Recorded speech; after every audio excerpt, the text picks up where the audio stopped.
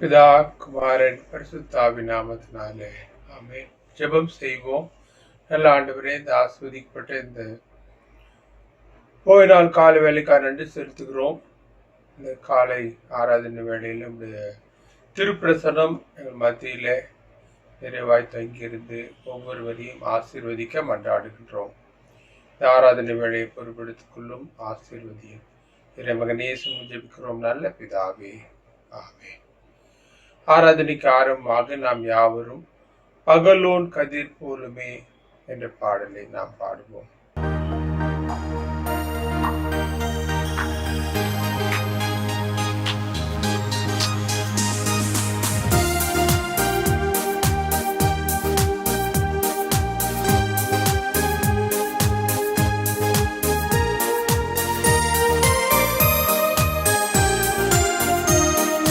பகலும் கதிர் போலுமே இயேசுவின் ராஜரீகமே பூலோகத்தில் வியாபிக்கும் நீடுழி காலம் வர்த்திக்கும்.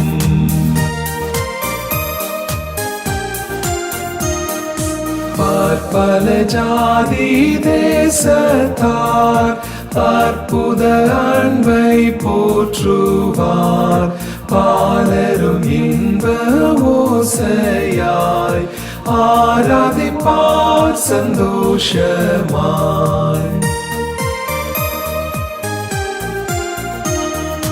நல்மிபராஜ்யம் எங்குமே சிரேஷ்ட பாக்கியம் தங்குமே. துன்புற்றோராரி தேருவார் தீக்கற்றோர் வாழ்ந்து பூரிப்பார்.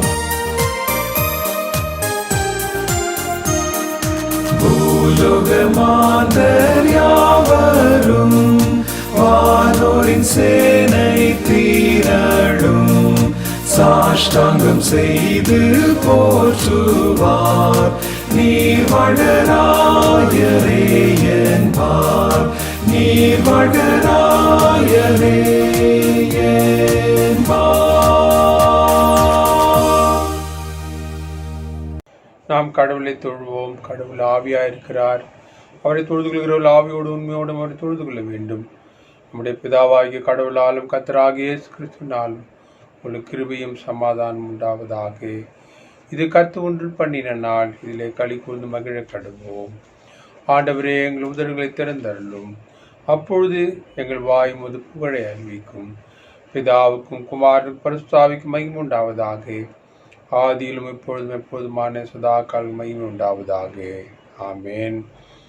பிதாவாகிய கடவுள், குமாரனாகிய கடவுள், தூய ஆவியானவராகிய கடவுள் என்னென்னைக்கு போற்றப்படத்தக்கவரும் துதிக்கப்படத்தக்கவரும் மகிமைப்படத்தக்கவருமாயிருப்பாராக.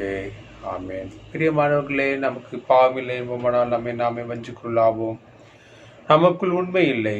நமது பாவங்களை அறிக்கையிட்டால் பாவங்களை நமக்கு மன்னித்து எவ்வித அனிதமும் நீங்க நம்ம சுத்திகரிப்பதற்கு அவர் நம்பத்தக்கவர் நீதியும் உள்ளவர். கடவுள் ராஜ்யம் சமீபத்திருக்கிறது. மனம் திரும்பி சுவிசேஷத்தில் நம்பிக்கை வையுங்கள். நமது பலவீனங்களுக்காக பரிதவிக்க முடியாத பிரதான ஆசாரியர் நமக்கு இராமல் எல்லா விதத்தில் நம்மை போல் சோதிக்கப்பட்டும் பாவமில்லாத பிரதான ஆசாரியர் நமக்கு இருக்கிறார். ஆகையால் நாம் ஒழுங்காற்படிட்டு மௌனமாக நாமே சோதனை செய்வோம். சர்வமுள்ள கடவுளிடத்தில் நாம் நமது பாவங்களையும் தாழ்மையோடு அறிக்கையிடுவோம்.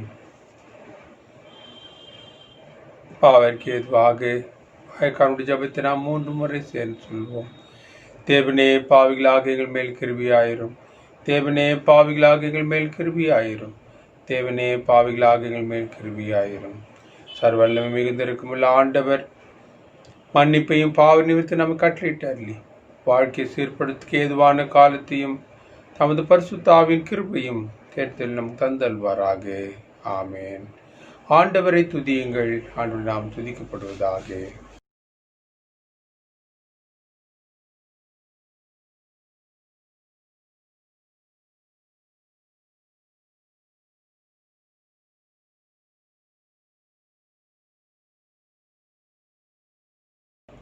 பிதா குமாரன் பரிசுத்தாவின் நாமத்தினாலே ஆமேன். கிறிஸ்துக்குள் பிரியமானவர்களே, இந்த ஆஸ்வதிக்கப்பட்ட இந்த ஓய்வு நாள் காலை வேளையில் உங்கள் அனைவருக்கும் இறைவன் இயேசு கிறிஸ்துவின் திருப்பெயரிலே வாழ்த்துதலை வணக்கத்தை நான் தெரிவித்துக் கொள்கின்றேன். ஆண்டவருடைய நிறைவான அருளும் ஆசீர்வாத மத்தியிலே நிறைவாய் தங்கியிருப்பதாக. இந்த நாளிலே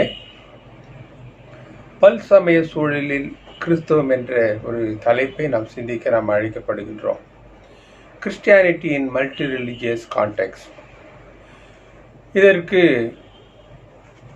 நல்ல ஒரு எடுத்துக்காட்டு நம்முடைய இந்திய தேசம் என்று சொல்லலாம். India is United States of Republic of India. India என்பது ஒரு தேசம் அல்ல, அநேக மாநிலங்கள் அவைகளின் ஒரு கூட்டாட்சி என்று சொல்லலாம்.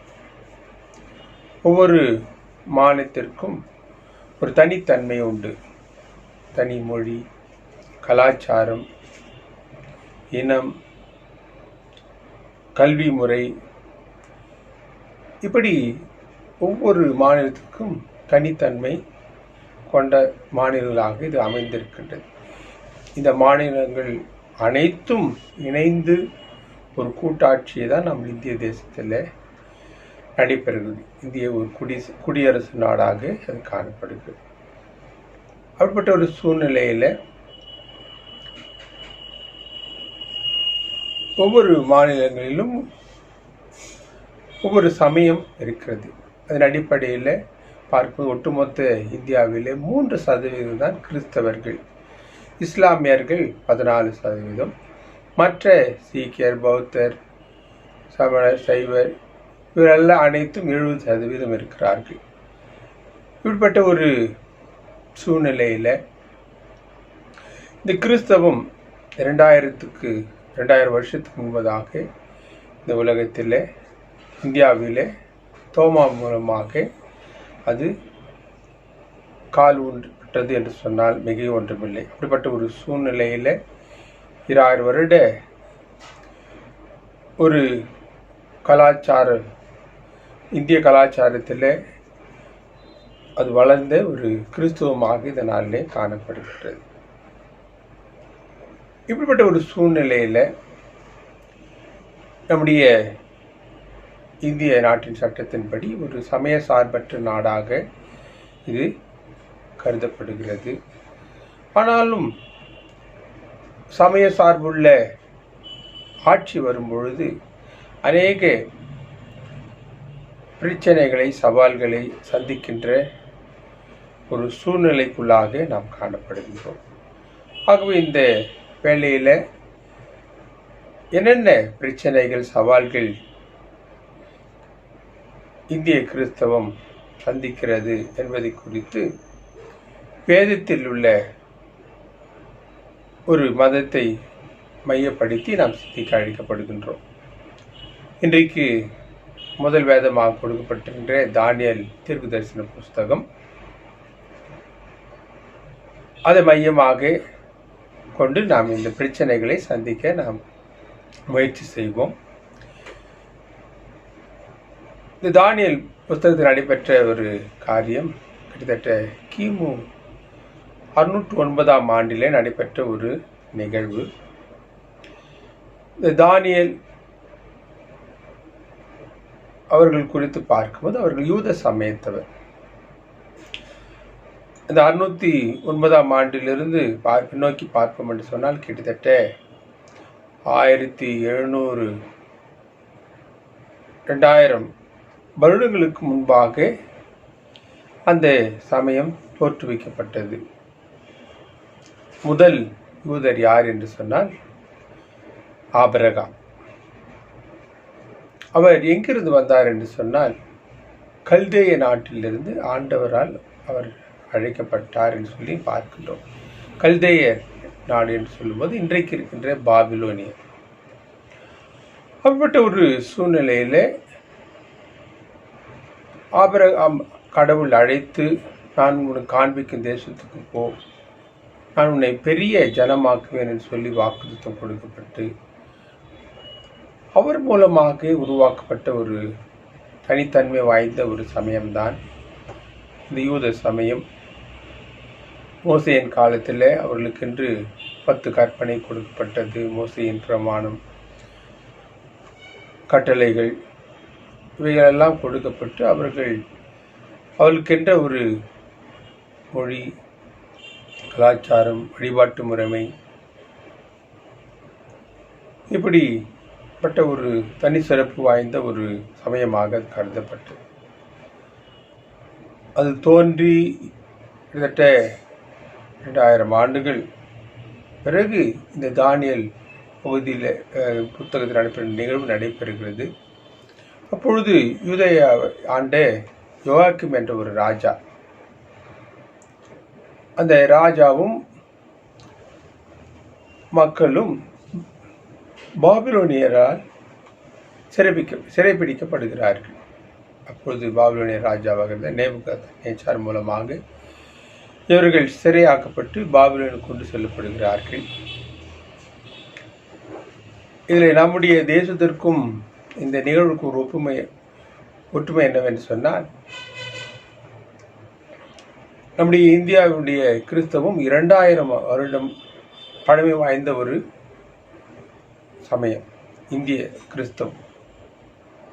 அப்படிப்பட்ட ஒரு சூழ்நிலை 2000 வருஷமாக இருக்கின்ற அந்த சமய வழிமுறைகள் இந்த காலகட்டத்தில் எப்படி சவால்களை சந்திக்கின்றது, சமயம் சார்ந்த ஆட்சியாளர் வரும்போது எப்படி அந்த பிரச்சனைகள் சவால்கள் சந்திக்கின்றன என்று குறித்து நாம் சிந்திக்க நாம் அழைக்கப்படுகிறோம். அதே மாதிரிதான் யூத சமயத்தில் 2000 ஆண்டுக்கு முன்பாக கல்தேய நாட்டிலிருந்து வந்த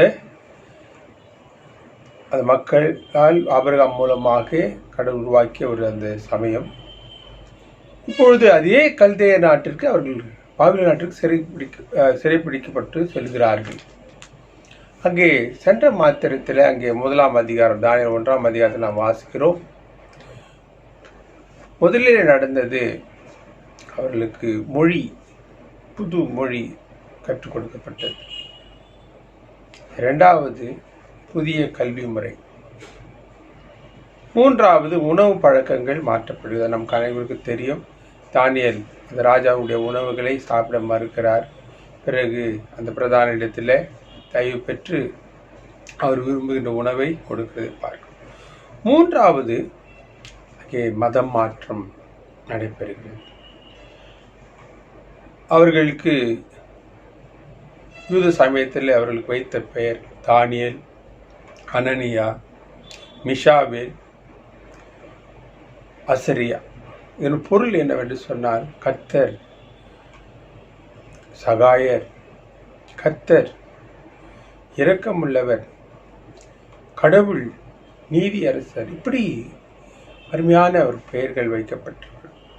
ஆனால் இங்கே பாபிலோனுக்கு அவர்கள் சென்ற பொழுது அவர்களுக்கு பெல்தஷார், சாத்ராக், மேஷாக், ஆபேத்நேகோ, இந்த பெயர்கள் எல்லாம் பாபிலோனிய பெயர், பாபிலோனிய சூரிய கடவுளுடைய பெயர்கள் அங்கே வைக்கப்படுகிறது. அது மட்டுமல்ல அருமையானவர்களே, இவர்கள் ஞானிகளும் கல்விமான்களுமாக இருந்தபடியினாலே அவர்கள் அந்த பாபிலோன் அரசிலே உயர்மட்ட பதவிகளை பெற்றிருந்தார்கள். மற்றவர்கள் அடிமையாக வைக்கப்பட்டிருந்தாலும் இவர்களுக்கு நல்ல ஒரு அந்தஸ்தை கொடுத்திருந்தார்கள். அப்படிப்பட்ட ஒரு சூழ்நிலையிலும் அவர்கள் அநேக சவால்களை அங்கே சந்திக்க வேண்டியது. முதலாவது, மோசேயின் மூலமாக கூடிய 10 கற்பனைகளில் 1வது கற்பனை, என்னை என்று உனக்கு வேறு தேவன் உண்டாயிருக்க வேண்டாம் என்பது ஒரு பிரதான ஒரு கற்பனை. அந்த கற்பனை அவர்களுக்கு ஒரு சவாலாக அமைந்திருந்தது. அந்த கற்பனையின்படி இவர்கள் அந்தி சந்தி மத்தியான வேளைகளிலே பிதாவாகிய கடவுளை அவர்கள் ஆராதிப்பார்கள். அப்படி அவர்கள் அந்த இடத்தில் ஆராதிக்கும்போது அது அவர்களுக்கு பெரிய ஒரு இடர்களாக சங்கடமாக அமைந்தது. ஏனென்று சொன்னால், பாபிலோனிலே இருக்கின்ற அந்த ராஜாவை தான் அவர்கள் வணங்க வேண்டும். அப்படிப்பட்ட ஒரு சூழ்நிலை இவர்கள் தேவனை கர்த்தரை வணங்கும் பொழுது அவர்கள் அதை வணங்க முடியாதபடி அங்கு ஒரு பெரிய ஒரு இக்கட்டு நடைபெறுகிறதை பார்க்கிறோம். அதை வணங்கினாலே தானியேல் சிங்கக்கபியிலே போடப்பட்டார் என்று சொல்லி நாம் பார்க்கிறோம். இரண்டாவதாக ஒரு சந்தித்த சவால், இரண்டாவது கற்பனை, பூமியிலே உள்ள பூமியிலாகிலும் வானத்திலாகிய எந்த ஒரு சொரூபத்தையும் எந்த ஒரு விக்கிரகத்தையும் நீ வணங்காதிருப்பாயாக என்று சொல்வது போல இங்கே இவர்களுக்கு பாபிலோனிலே ஒரு சிலையை விக்கிரகத்தை வணங்க வேண்டும் என்ற ஒரு கட்டாயம். சாத்ராக் ஆபேத் நேகோ, சாத்ராக் மேஷாக் ஆபேத் நேகோ, இவர்களுக்கு அந்த ஒரு சவால். இவர்கள் வணங்க வேண்டும் என்று சொல்லும் பொழுது நாங்கள் வணங்க மாட்டோம் என்று அவர்கள் உறுதியாய் நிற்கிறார்கள். அப்பொழுது என்று சொன்னால் நீங்கள் எரிகிற சூழலில் தள்ளப்படுவீர்கள் அப்படின்னு சொல்றார். அப்படி ஒருவேளை அப்படி இருந்தாலும் பரவாயில்லை, கர்த்தர் எங்களை காப்பாற்றுவார், காப்பாற்ற போனாலும் நாங்கள் பயப்படவில்லை என்று சொல்லி அவர்கள் துணிந்து அங்கே அவருடைய விசுவாசத்தில் நிலைத்திருக்கிறார்கள். அங்கே அதனால் விசுவாசத்துக்காக அவர்கள் அந்த எரிக்கிற அக்கினி சூளை போடப்படும் பொழுது கர்த்தர் அவர்களை காப்பாற்றுகிறார். முதலாவது அவருடைய பக்தி வாழ்க்கைக்கு, ஆராதனை மொழிக்கு அவருக்கு ஒரு பெரிய ஒரு சவால். இரண்டாவது விக்கிரக வணக்கத்தை, ஒரு விசுவாச பரீட்சை பார்க்கப்படுகின்றது. இப்படிப்பட்ட ஒரு சூழலில் தான் அருமையானவர்களே, அநேக நேரங்களில் இந்த கிறிஸ்தவம் கூட பரீட்சிக்கப்படுகின்ற ஒரு சமயமாக அமைந்திருக்கு. இப்படிப்பட்ட ஒரு நெருக்கங்கள், சவால்கள் வரும்பொழுது இன்றைய கிறிஸ்தவருடைய நிலைப்பாடு என்ன என்பதை குறித்து நாம் சிந்திக்க நாம் அழைக்கப்படுகின்றோம். இப்பொழுது புதிய ஏற்பாட்டு காலத்தில் ஆதி திருச்சபை சந்தித்த சவால்களை குறித்து நாம் பார்ப்போம். அப்போஸ்தலர் நடபடிகள் 10ஆம் அதிகாரத்தில் ஆண்டவர் பேதுருவுக்கு ஒரு தரிசனத்தை கொடுக்கின்றார். பேதுரு முதலாவது அவர் ஒரு யூதர், இயேசுடைய சீடர், பிரதான அப்போஸ்தலர். அப்படிப்பட்ட ஒரு சூழ்நிலையில் ஆண்டவர் கொடுத்த அந்த ஒரு தரிசனம் என்னவென்று சொன்னால், பழைய பாட்டில் நாம் சிந்தித்தபடி தானியேல் பாபிலோனில் வேண்டாம் என்று கடவுளுக்கு தீட்டு என்று சொல்லி ஒதுக்கப்பட்ட அந்த உணவை ஆண்டவர் தரிசனம் காண்பித்து பேதுருவை அதை சாப்பிட சொல்லுகின்றார். பேதுருக்கு ஒரே அதிர்ச்சி. ஆண்டவரே, தீட்டானதை நான் சாப்பிட மாட்டேன் சொல்லி மறுக்கிறார். ஆண்டவர் சொல்லுகின்றார், நான் பரிசுத்தமாக்கினதை வேண்டாம் என்று சொல்லாது என்று சொல்லுகின்றார். ஆனாலும் பேதுரு மறுக்கின்றார். இதே போல தொடர்ந்து 3 முறை இந்த தரிசனத்தை ஆண்டவர் கொடுக்கின்றார். 3 முறையும் அவர் மறுதளிக்கின்றார். இவருக்கு என்னவென்றே புரியவில்லை. இரண்டாவது, யூதர் அல்லாத மக்களோடு யூதர்கள் சம்பந்தம் கலக்க மாட்டார்கள். ஆனால் ஆண்டவர் சொல்லுகின்றார், 2 யூதர் அல்லாத மக்கள் வருகிறார்கள், அவர்கள் ஓடி நீ செல்ல வேண்டும் என்று சொல்லுகின்றார். இவருக்கு ஒரே அதிர்ச்சி. அருமையானவர்களே, ஆண்டவர் சொல்லுகிற ஒரு காரியம்,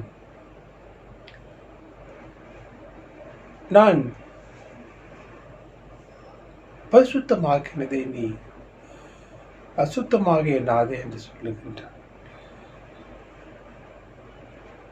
பேதுருடைய எண்ணம் எல்லாம் அது யூதருடைய முறைமை. ஆண்டவர் இயேசு கிறிஸ்து அவரோடு வாழ்ந்த பொழுது அவர் கற்றுக் கொடுத்த உபதேசங்கள் எல்லாவற்றையும் அவர்கள் நினைவு கூறாதவர்களாக, கடைப்பிடிக்காதவர்களாக இருந்தார்கள். இயேசுவானுடைய சீடருடைய எண்ணம் எல்லாம் முதலாவது என்னவென்று சொன்னால், மேசியா உலக ரட்சகர் இயேசு கிறிஸ்து யூதர்களுக்கு மாத்திரம்தான் வந்தார் என்று அவர் நினைத்து கொண்டிருந்தார். ஆனால் யோவான் சானனுடைய பிரசங்கத்தில் பார்க்கும்பொழுது அவர் தெளிவாக சொல்லி, இவர் உலகத்தின் பாவத்தை சுமத்தி தீர்க்கிற தேவாட்டுக்குட்டி என்று சொல்லுகின்றார். யூதருக்கு மட்டுமல்ல, உலக அனைவருடைய பாவங்களை சுமந்திருக்கிற தேவாட்டுக்குட்டி என்று சொல்லுகின்றார்.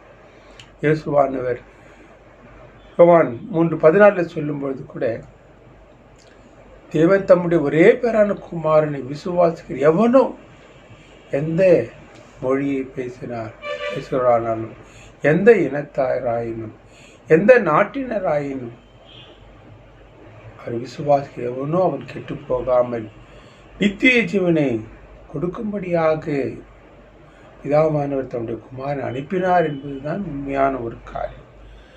ஆகவே அப்படிப்பட்ட ஒரு மனநிலையை பேதுரு ஏற்றுக்கொள்வதற்கு தயங்குகின்றார். ஆனால் ஆண்டவர் தெளிவாக தரிசி சொல்லுகின்றார், அவர்கள் வருகிறார்கள், நீ அவர்களிடத்தில் பேசாமல் அவர்களோடு செல் என்று அவர்களோடு நீ செல்ல வேண்டும் என்று சொல்லுகின்றார். அதன்படியே பேதுரு அவரோடு செல்லுகின்றார். சென்ற பொழுது பார்க்கும்பொழுது அனைவருக்கும் தெரிந்த ஒரு சம்பவம், கொர்நேலியு இத்தாலிய பட்டாளத்தினுடைய 100க்கு அதிபதி.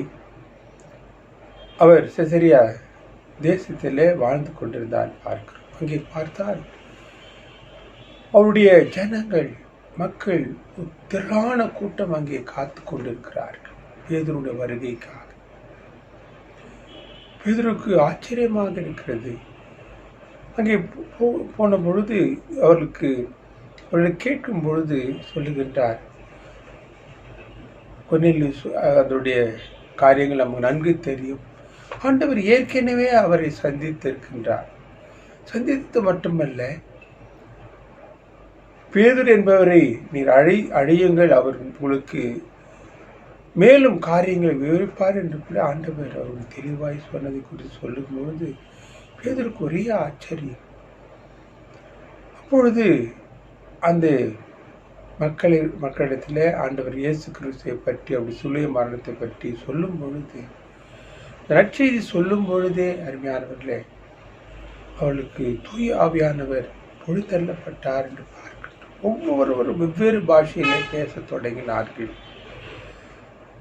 இன்னும் பேதுருவுக்கு ஆச்சரியமாக இருக்கிறது. அதன் பிறகு அவர்களுக்கு ஞானஸ்தானம் கொடுத்து சபையிலே சேர்த்து கொண்டார்கள் என்று சொல்லி நாம் பார்க்கிறோம். இதிலிருந்து நாம் பார்க்கும் பொழுது அருமையானவர்களே, கிறிஸ்தவம் என்பது ஒரு சமயம் அல்ல, அது ஒரு இயக்கம். கிறிஸ்துவானவர் ஏதோ ஒரு குறிப்பிட்ட மக்களுக்கு மாத்திரம் அவர் இரட்சகராக மேசியாக வரவில்லை.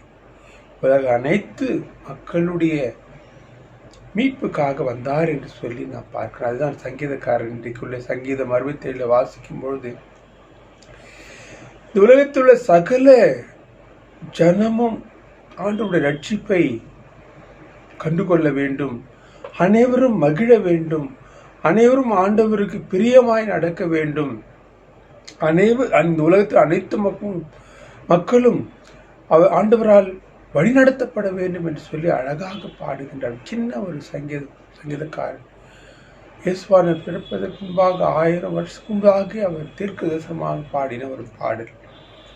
அருமையானவர்களே, கிறிஸ்துவ என்பது ஒரு சின்ன வட்டத்திற்குள்ளாக, ஒரு சின்ன ஒரு கலாச்சாரத்துக்குள்ளாக, ஒரு மொழிக்குள்ளாக நாம் அடைக்க வைக்க முடியாது. இந்த உலகத்தில் உள்ள அனைத்து மக்களுக்கும் சொந்தமானவர் தான் ஆண்டவர் இயேசு கிறிஸ்து. அதை முதலாவது நாம் அறிந்து கொள்ள வேண்டும். அப்படிப்பட்ட ஒரு சூழ்நிலையில நாம் அனைவரையும் நாம் ஏற்றுக்கொள்ள நாம் அழைக்கப்படுகின்றோம். அங்கே தானியேல், சாத்ராக், மேஷாக், ஆபேத்நேகோ பார்க்கும்போது அவர்கள் பக்தி அங்கே பரிசோதிக்கப்படும் பொழுது, அங்கே அந்த பக்தி வைராக்கியத்துடன் இருக்கும் பொழுது அங்கே கர்த்தர் அவர்களை காப்பாற்றி அந்த அரசு பாபிலோன் மன்னனை ஏற்றுக்கொள்ளுகின்றார். அங்கே பார்க்கும்போது நீ ஆராதிக்கின்ற தேவன் தப்பிக்க வல்லவராயிருந்தாரா என்று சொல்லும்போது வல்லவராயிருந்தார் என்று பார்க்கும். அதே போல விக்கிரக வணக்கத்தை அவர் வணங்க மாட்டோம் என்று சொல்லும் பொழுது அருமையானவர்களே அந்த சோதனையை அவர்கள் உட்படுத்தப்படுகிறார்கள். ஆனாலும் கர்த்தர் அவர்களை காப்பாற்றுகின்றார். இதற்காக தான் ஆண்டவர் இயேசு கிறிஸ்து சொல்லும் பொழுது நம்முடைய 2000 வருட இந்த விசுவாசம் பக்தி இன்றைக்கு பரீட்சிக்கப்பட வேண்டியதாக இருக்கிறது. அது குறித்து பார்க்கும் பொழுது நற்செய்தி பாடத்தில் ஆண்டவர் சொல்லுகின்றார், தேவனுடைய ராஜ்யம் என்பது கடுகு விதையளவுக்கு ஒப்பாக இருக்கிறது. இந்த ஒரு சின்ன விசுவாசம் பெரிய காரியங்களை செய் என்று பார்க்கிறோம். ஆண்டவர் மீது கொண்டிருக்க அந்த விசுவாசம், தானியேலுக்கு இருந்த அந்த விசுவாசம் பக்தி அவர்களை ஒரு பெரிய ஒரு மாற்றுருவாக்கத்துக்கு கொண்டு சென்றது என்று பார்க்கிறோம். அப்படிப்பட்ட ஒரு விசுவாசத்தோடு அனைவரும் ஏற்றுக்கொள்ளத்தக்கதாக எப்படி சவுல் பவுலாக மாற்றப்பட்டார், அதே போல தான் அருமையானவர்கள் இன்றைக்கு இருக்கின்ற மக்களும் ஆண்டவரை அறிந்து கொள்ள வேண்டும், அவனுடைய அன்பை உணர்ந்து கொள்ள வேண்டும். கடுகு விதையை போல சின்ன விசுவாசமாக இருந்தார். அது விதை என்று சொல்லும்போது அவனுடைய நற்செய்தி அவர்களுக்கு விதைக்கப்பட வேண்டும். அது ஒரு பெரிய ஆலமரமாக மாறி அது ஆண்டுடைய கிருபைகளை அனைவர் பெற்றுக்கொள்ள வழிவகுக்கிறது. அடுத்த ஒரு உமை பார்க்கும்பொழுது புளித்த மாவுக்கு ஒப்பிடுகின்றார் தேவனுடைய ராஜ்யம்.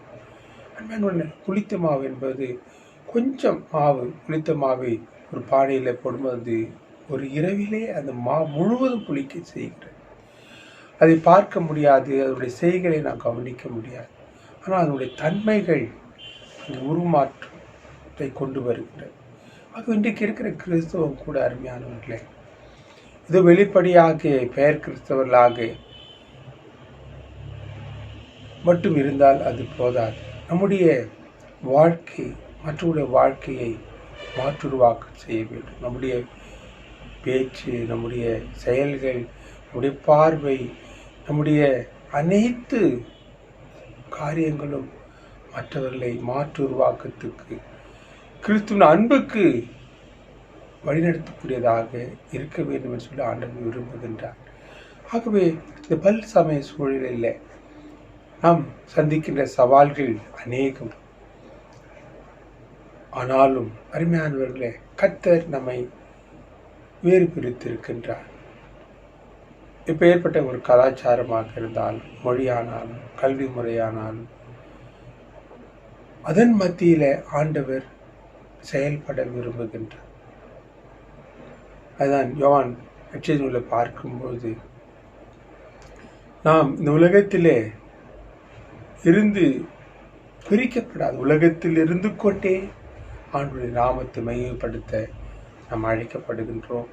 ஆகவே இப்படிப்பட்ட ஒரு சவால்களை சந்திக்க ஆண்டவர் நமக்கு தானியேலுக்கு கொடுத்த அந்த பக்தி வைராக்கியத்தையும், சாத்ரா காபித் மேஷா காபித்னுக்கு கொடுத்த அந்த விசுவாச ஒரு ஜீவியத்தையும் தந்து ஒரு பெரிய ஒரு மாற்றுருவாக்கத்தை செய்ய ஆண்டவர் நம் துணை புரிவாராக.